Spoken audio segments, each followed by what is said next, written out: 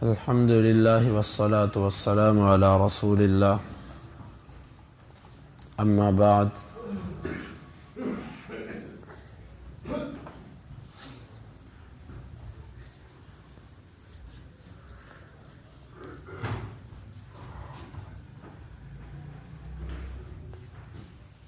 کسی بھی جنگ کے دوران یا کسی اسلامی معاشرے میں رہتے ہوئے کسی خبر کو بغیر تصدیق کے آگے پھیلا دینا یہ منافقین کی علامت ہے۔ اللہ تعالیٰ نے قرآن مجید میں فرمایا وَإِذَا جَاءَهُمُ الْأَمْرُ أَذَاعُوا بِهِ، جب ان کے پاس کوئی خبر آتی ہے تو اسے یہ پھیلا دیتے ہیں۔ پھیلانے سے مراد بغیر تصدیق کیے اور بغیر اس کی حقیقت کو جانے۔ اس کا نقصان کیا ہوتا تھا؟ اس کا نقصان یہ ہوتا تھا کہ مسلمانوں کے اندر مایوسی پھیل جاتی تھی، یا مسلمانوں کے اندر ایسے جھوٹی خوش فہمی پھیل جاتی تھی۔ مثلا یہ خبر کہ آج اسلام یعنی مسلمان مجاہدین کی جماعت نے یہ کر دیا، اس سے مسلمانوں میں خوش فہمی ہو جاتی اور سستی آ جاتی۔ ظاہر ہے جب یہ کہہ دیا جائے کہ جی فلاں جیت گیا تو دعائیں ختم ہو گئی، اور اگر خبر ہوتی کسی ناکامی پریشانی کی تو یہ کہہ دیا جاتا جی فلاں ہار گیا، اس سے حوصلے پست ہو جاتے، پریشانی غالب آ جاتی۔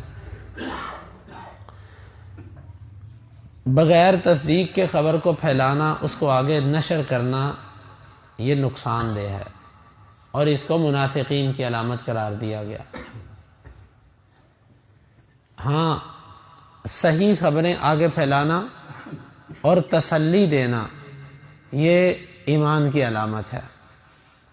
عام معاشرے کے اندر بھی اللہ کے نبی صلی اللہ علیہ وسلم کسی بیمار کے پاس بھی جاتے، وہ کسی بھی حالت کے اندر ہوتا اس کو تسلی ہی دیتے کہ لا باس طہور انشاءاللہ، گھبراؤ نہیں، اللہ تعالیٰ تمہیں پاک کر دے گا۔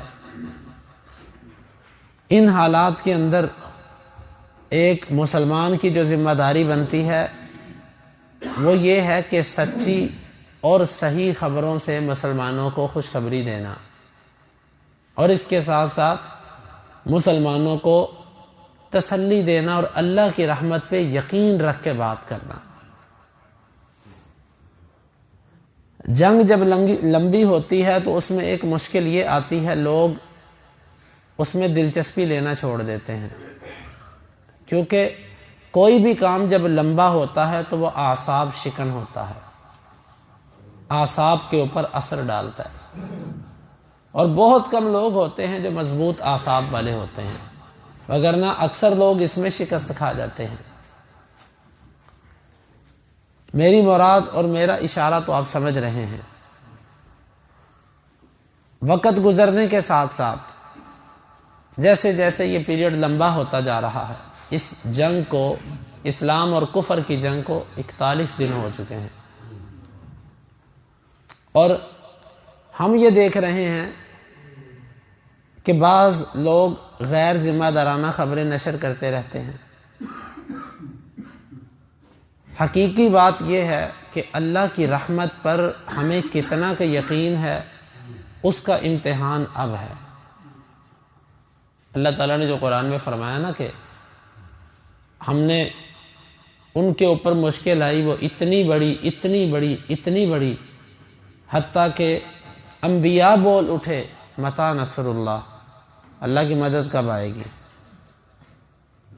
انبیاء جلدی کہیں پریشانی میں نہیں آتے، کیونکہ ان کے ایمان سب سے زیادہ مضبوط ہوتے ہیں۔ تو انبیاء کہہ اٹھے کہ متی نصر اللہ، اللہ کی مدد کب ہے۔ اللہ کی مدد آتی ہے، آئے گی، لیکن یہ امتحان اور آزمائش ہے۔ بظاہر ہمیں یہ دکھائی دیتا ہے پریشانی کے حالات، لیکن ایسا نہیں ہے حقیقت میں۔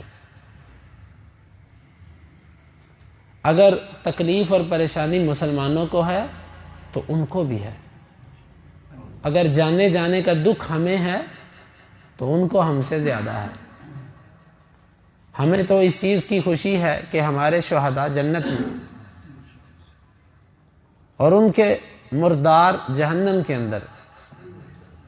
جنگ احد جب ہوئی تو ابو سفیان رضی اللہ عنہ جو ابھی تک مسلمان نہیں ہوئے تھے، انہوں نے جس وقت یہ اطلاع سنی کہ 3 بڑے مرکزی شخصیات ماری جا چکی ہیں، محمد صلی اللہ علیہ وسلم، ابو بکر و عمر رضی اللہ عنہما، تو انہوں نے آوازیں دی، افیکم محمد، افیکم ابن ابی قحافہ، افیکم ابن الخطاب، تم میں محمد صلی اللہ علیہ وسلم ہے، جواب نہیں آیا، ابو بکر ہیں، نہیں آیا، عمر ہیں، جواب نہیں آیا۔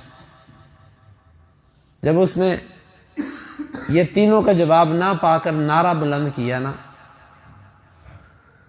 اعلو یا حبل، حبل بلند ہو، بت کا نام لے کر یہ کہا، تو عمر رضی اللہ عنہ سے نعرہ آ گیا۔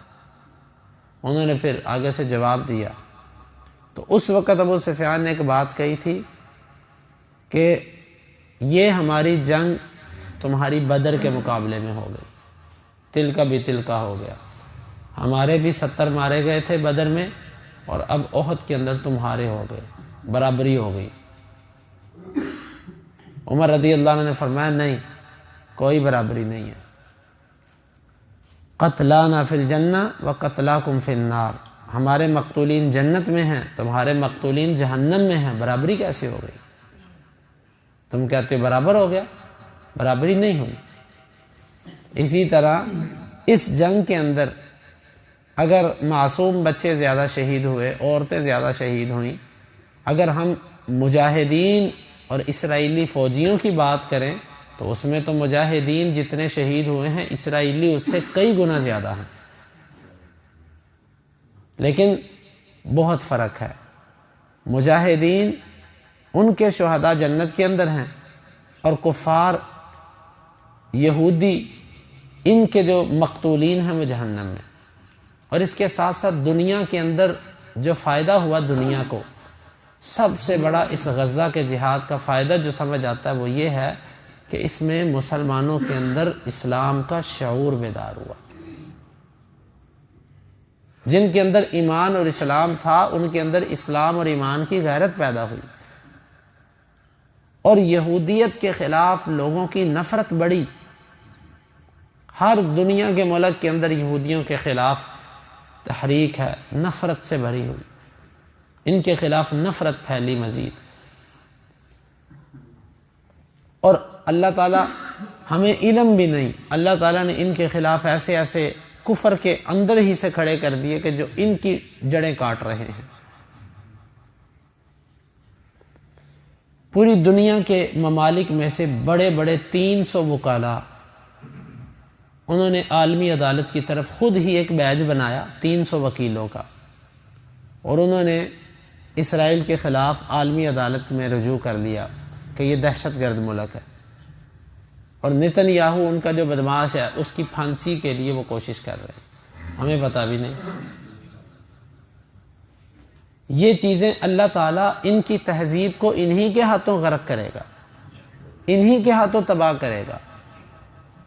اور اسی طرح اور اس کے جو فوائد حاصل ہوئے اس جنگ کے اندر وہ یہ ہیں کہ اللہ تعالیٰ نے اس جنگ سے منافق اور مومن کا فرق کر دیا۔ مخلص، درد رکھنے والا، وہ اپنے ہر معاملے کے اندر پہچان، واللہ ان دنوں کے اندر خوشی کرنے والا بندہ اس طرح خوشی نہیں کر رہا۔ مجھے ایک ساتھی کا فون آیا، مجھے اس کے فون پر بہت خوشی ہوئی۔ اس نے میرے سے یہ پوچھا تھا کہ میری بیٹی کی شادی ہے، تو میں ان حالات کے اندر بیٹی کی شادی کیسے کروں؟ میرا دل نہیں مانتا کہ میں خوشی اور ہا ہو، حالانکہ وہ بینڈ بجانے والا، باجے والا بندہ ہی نہیں تھا۔ تو خوشی ہوئی۔ میں نے اس سے یہی کہا کہ بس تم یہی دیکھو کہ تمہارے گھر پہ اس طرح کے حادثہ ہو تو تم کس طرح شادی کرو گے، بس اسی طرح کرو، سادگی کے ساتھ۔ کم از کم ایمان کا ایک تقاضا یہ ہے کہ ہمارا جو لائف سٹائل ہے وہ جنگ کے دوران تو بدلے نا۔ جنگ کے دوران جب بندہ ہوتا ہے تو اس کی زندگی کا طریقہ گزارنے کا عام دنوں سے مختلف ہوتا ہے، وہ تھوڑی سی تبدیلی تو آنی چاہیے، وہ نہیں آ رہی۔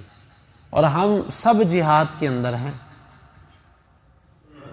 قتال کے اندر وہ لوگ ہیں، ہم سب کی ایک ذمہ داری ہے، ان میں سے بڑی ذمہ داری ان کی مصنوعات کا بائیکاٹ، اور ان کی مصنوعات کے بائیکاٹ پر دکانداروں کو مطمئن کرنا، یہ بہت اہم چیز ہے۔ ان کی یہاں پر کمر ٹوٹے گی انشاءاللہ العزیز۔ ابھی مٹھی بھر لوگوں نے جو ہے وہ بائیکاٹ کیا ہے، اگر سارے مسلمان اس پہ اتر آئیں تو واللہ العظیم ان کی چیخیں نکل جائیں، یہ ذلیل و رسوا ہو جائیں گے، دنیا کی جنگ میں بھی یہ معاشی طور پہ بھی شکست کھا جائیں گے، حتیٰ کہ ان کی اپنی کمپنیاں ان کے خلاف کھڑی ہو جائیں گی کہ تم نے ہمارا بھی بیڑا غرق کر دیا۔ ابھی وہ رو رہے ہیں یہودی، وہ لعنت کر رہے ہیں۔ کل کے ایک یہودی صحافی کی خبر تھی، وہ کہتا ہے جو ہمارے فوجی جو مرے ہیں نا، فوجی وہ 2900 سے زائد ہیں، اور جو ہمارے زخمی ہیں وہ 12,500 ہیں۔ اور وہ کہہ رہا تھا کہ لعنت ہو اس نتنیاہو پر اور جو بائیڈن پر کہ جنہوں نے ہمیں اس جنگ میں دھکیل دیا جس کا ہمیں ڈر تھا۔ اللہ کی قسم، اب یہودی اتنا نفرت اس نے جمع کر لی اپنے خلاف، اب کوئی بھی مسلمان یا کوئی بھی ملک یہودی کے لیے ہمدردی نہیں رکھتا۔ پہلے بہت سارے جاہل قسم کے لوگ اس سے تعلق بڑھا رہے تھے، اب اعلانیہ طور پر ایسا کوئی نہیں کر رہا، کیونکہ جو منافق ہے وہ تو منافق ہے، وہ تو نہیں باز آئے گا اس سے، لیکن اعلانیہ طور پر کوئی کچھ نہیں کر سکتا۔ یہ فوائد حاصل ہوئے ہیں، ان کو ذلت اور رسوائی ملی، لیکن اصل بات یہ ہے کہ ہمیں وہاں پر دیکھنے کے لیے ایسے ایسے ایمان والے لوگ ملے کہ وہ صحابہ کی یاد تازہ ہو گئی۔ وہ ہم پڑھتے تھے حدیث کے اندر کہ ان کے سروں کو کاٹ دیا جاتا، وہ ایمان سے نہ پھرتے، ان کے جسم کو لوہے کی کنگھیوں سے نوچا جاتا، گوشت علیحدہ ہڈی علیحدہ، وہ نہ پھرتے۔ ہم نے وہ لوگ اپنی آنکھوں سے آج دیکھ لیے، ان کے سامنے سب کچھ کٹتا رہا، ان میں سے ایک بندے کا بھی یہ بیان نہیں آیا کہ جناب حماس نے غلط کیا کہ ہمیں مروا کے رکھ دیا۔ باہر بیٹھے جاہل بول رہے ہیں، جو میدان کے اندر ہے ان میں سے ایک بھی نہیں کہتا، ایک بندے کا بیان نہیں ہے کہ جی ان کے پاس اتنی قوت نہیں تھی تو انہوں نے کیا کیوں، کیونکہ ان کو پتہ ہے یری الشاہد ما لا یری الغائب، جو موقع پر موجود ہوتا ہے وہ کچھ دیکھتا ہے جو غائب نہیں دیکھ سکتا۔ ہمیں ایسے ایسے ایمان کے نمونے ملے، ڈاکٹر، وہاں کے ڈاکٹر، ان کو کہا گیا کہ تم یہاں سے محفوظ مقام پہ منتقل ہو جاؤ۔ انہوں نے کہا کہ اگر ہم یہاں سے چلے جائیں تو مریضوں کی دیکھ بھال کون کرے گا؟ انہوں نے کہا کہ یہاں پر بمباری ہے، انہوں نے کہا کہ موت تو وقت سے پہلے نہیں آئے گی۔ یہ ایک ڈاکٹر کا ایمان ہے۔ وہاں پر جو بندہ جس جگہ پر کھڑا تھا اس نے خدمت کی، وہ پیچھے نہیں ہٹا، اس کے گھر والے اس کے سامنے شہید ہوئے۔ ڈاکٹروں کی کتنی ویڈیوز آپ نے ایسی دیکھی کہ ان کے سامنے اچانک ان کی بیٹیاں آ گئیں، کٹی ہوئی، زخمی، اور ان کے بچے آ گئے، ان کی بیویاں، ان کے پورے پورے گھر، لیکن وہ نہیں پھرے اس سے۔ اللہ تعالیٰ رحمتیں کرے ان لوگوں پر جنہوں نے اسلام کے لیے ہماری طرف سے اتنی بڑی قربانی دی، کیونکہ وہ پوری امت کی طرف سے کھڑے ہیں، پوری امت کا حق تھا، لیکن امت نے انہیں چھوڑ دیا، جبکہ اللہ کے نبی صلی اللہ علیہ وسلم نے فرمایا کہ مومن کو چھوڑتا نہیں ہے، اس کو بے یار و مددگار نہیں چھوڑتا۔ تو بات کرنے کا مقصد ہے، آئیے ہم نے کیا کرنا ہے؟ سب سے پہلی چیز بائیکاٹ کریں، اللہ کے لیے بائیکاٹ کریں اور اس کی مہم چلائیں، اپنے ملازموں کو کہیں، اپنے دوستوں کو کہیں، اپنے رشتہ داروں کو کہیں، دکانداروں کو کہیں۔ دوسری چیز کہ دعا، خاص طور پہ قنوت بھی ہو اور تہجد کے وقت بھی کوشش کریں اٹھ کے ان کے لیے دعا کریں۔ تیسری چیز ان کی بدماشیوں کی اور مجاہدین نے جو ان کی تباہیاں کی ہیں اس کی صحیح ویڈیوز جو ہیں اس کو اسٹیٹس پہ لگائیے، اس کو جو ہے وہ زیادہ سے زیادہ سوشل میڈیا پہ پھیلائیے جو پھیلا سکتے ہیں۔ اور چوتھی چیز یہ ہے، لوگوں کو امید دلائیے کہ انشاءاللہ العزیز اللہ کی مدد آئے گی، انشاءاللہ مجاہدین غالب آئیں گے، انشاءاللہ یہ فتح اسلام کی ہے۔ امید دلائیے لوگوں کو، یقین دلائیے، یہی ہماری ذمہ داری ہے۔ اگر ہم اتنا بھی نہ کر سکے، اتنی دلچسپی بھی ہمارے اندر نہ رہی، تو پھر واللہ ایمان کا شاید ادنا درجہ بھی ہمارے اندر نہیں ہے۔ اور اس کے ساتھ ساتھ اپنی جو خوشیاں ہیں اس کو قابو میں رکھیے، اس کو اس طرح مت کیجئے کہ آپ غزہ کے مسلمانوں کو بھول جائیں۔ آپ کی خوشیاں ایسی نہ ہوں کہ وہ آپ کو اس خوشی میں دیکھیں تو وہ کہیں شاید ان کو ہمارا غم ہی نہیں، ان کو ہمارے کٹنے اور مرنے کا دکھ ہی کوئی نہیں ہوا۔ سنبھل کے چلیے۔ اللہ رب العالمین سے دعا ہے اللہ تعالی ہمیں ان مشکل حالات کے اندر کامیاب کرے۔ حقیقت یہ ہے کہ جب سے یہ معاملات شروع ہوئے ہیں کسی اور چیز کو بیان کرنے کی طرف دل مطمئن ہی نہیں ہوتا۔ اس وقت یہ کیفیت ہے کہ بس یہ کوشش ہے کہ امت کو کم از کم بیدار رکھا جائے، امت کو کم از کم تھوڑا سا ہلاتے رہیں کہ بھائی تمہاری ادھر جنگ جاری ہے۔ اگر اتنا بھی کرنا چھوڑ دیں گے تو لوگوں کے پاس تو پہلے ہی ان وقت خبروں کے لیے وقت نہیں ہے۔ نعوذ اللہ نہ کرے، جب تک میرے گھر پہ بم نہیں گرتا، جب تک میرے بیوی بچے پر مشکل نہیں آتی نا، اس وقت تک میرے لیے کوئی پرابلم نہیں ہے، سب اچھا ہے۔ ہاں مشکل اس وقت آئے گی جب میرے بچے پر کوئی بنے گا، میرے گھر پر جب کچھ گرے گا، پھر مشکل آئے گی، کیونکہ ہم خود غرض ہیں۔ ہمارے دلوں کے اندر وہ ایک جسم والا تصور ختم ہو چکا، قومیت، خطوں کی بنیاد پر، زبانوں کی بنیاد پر تعصب، اور یہ سب چیزیں ہمارے اندر در آئیں۔ اللہ تعالی ہمیں ایمان پر باقی رہنے کی توفیق عطا فرمائے۔ اللہم انفعنا بما علمتنا وعلمنا ما ينفعنا وزدنا علما۔ آخر دعوانا ان الحمد للہ رب العالمین۔